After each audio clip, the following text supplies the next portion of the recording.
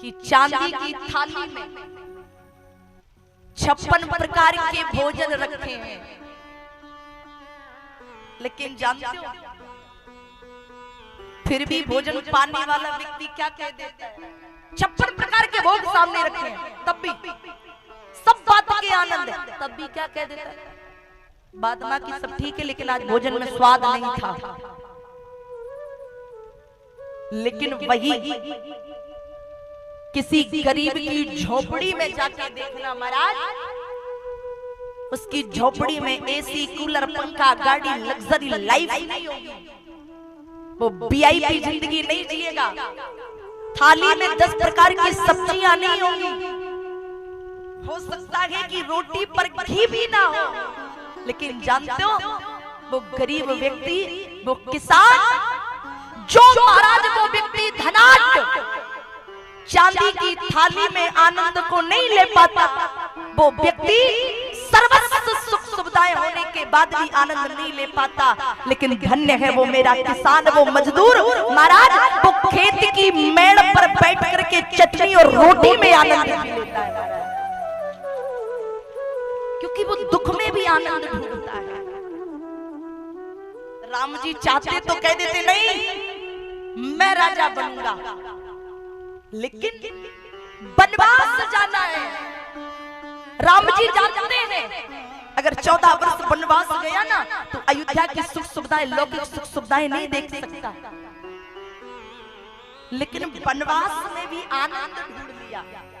कहा मां, अरे सुने जननी सोई सुत बड़ भागी, सुन जननी सोई सुत बड़ी भागी, सुन जननी सोई सुत बड़ भागी हो, सुन जननी सोई सुत बड़ी भागी, जो मात बचन अनुरागी, जो बात बचन अनुरागी। कहा माँ वो बेटा बड़ा भागी है, कौन सा? जो अपने माता पिता के वचनों को मानता है। अरे 4 पदार्थ करतल ताके, प्रिय पितु मात प्राण सम जाके, उस बेटे के हाथ पर अर्थ, धर्म, काम और मोक्ष, ये तीनों चीजें हाथ पे हैं प्रभु जी, जो संतान अपने माँ बाप की सेवा करने का कार्य करता है। राम जी निकल पड़े माँ कौशल्या की ओर। प्यारे धन्य है माँ कौशल्या। कौशल्या जी को नहीं पता उनका राम वनवास जा रहा है। माँ कौशल्या तो पूजा कर रही है, मेरा राम राजा बनेगा। जैसे ही राम जी गए प्रणाम किया, माँ कौशल्या ने देखा राम ये क्या भेष बनाए हो, क्या तुम्हें पता नहीं है? देखो सूर्य, आकाश, सूर्य उदय हो गया।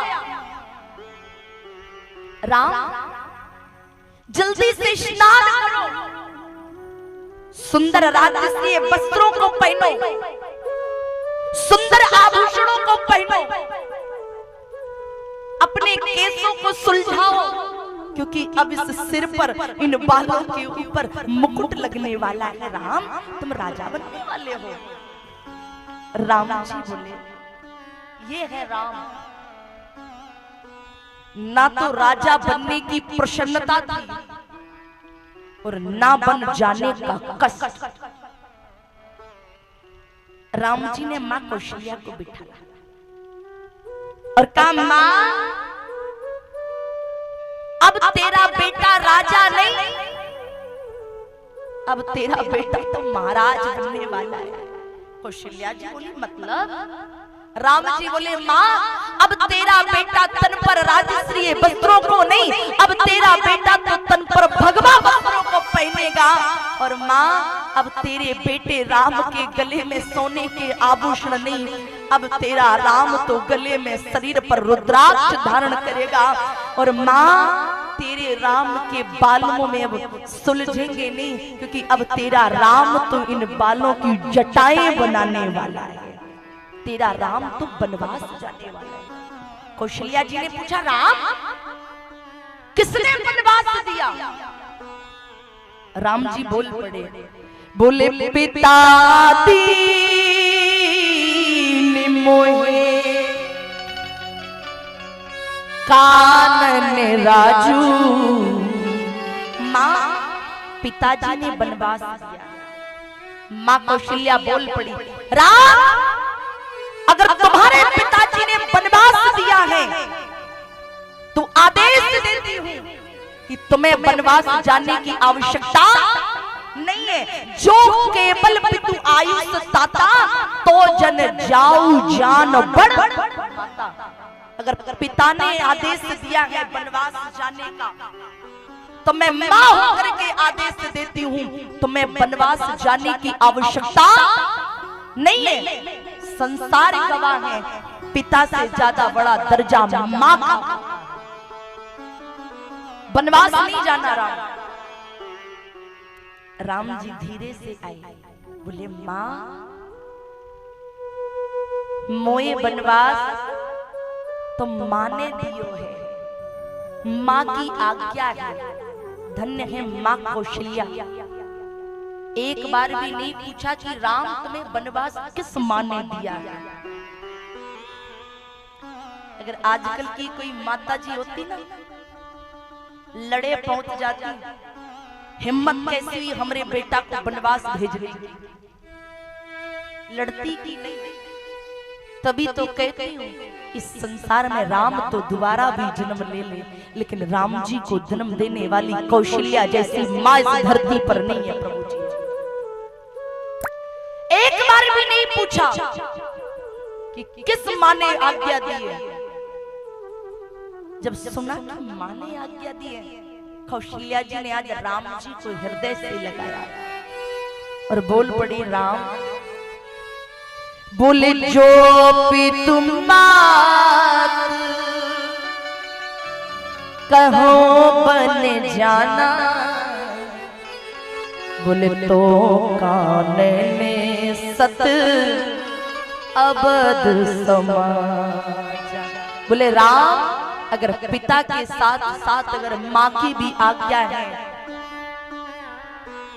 तो राम इस अयोध्या को छोड़कर के तुम बनवास चले जाओ। ये है राम कथा। परांभा मां कौशल्या आज रो रही है। वर्णन आता है प्रभु जी कि आज राम जी मां कौशल्या के सामने बैठे और जैसे ही राम जी ने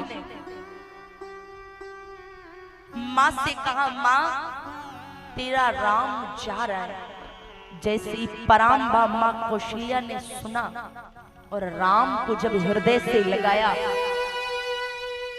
तो उन बूढ़ी बुजुर्ग मां कौशल्या के स्तनों में दूध की धार उमड़ पड़ी राम जी के लिए।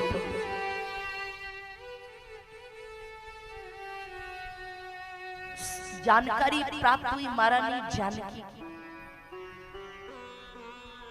समाचार ते समय सुन सिए उठी अकुलाया, दौड़ पड़ी महारानी जानकी। कौशल्या जी को प्रणाम किया और कहा, मां आप आदेश करिए ना कि अगर श्री राघवेंद्र जी सरकार अगर बन जा रहे हैं तो सीता भी बन जाएगी। बोले सुई सिए चलन चहत बन साधा, बोले आए से काहे होए रघुनाथ। सरकार प्रभु सीता भी आपके साथ वन चलेगी। राम जी बोले जानकी जी मैं तुम्हें वनवास नहीं ले जा सकता। क्यों? मैंने सुना है जब जनकपुर गया था ना तो मैंने सुना था अगर जनकपुर की सखी कोई दीवार पर अगर बंदर का चित्र बना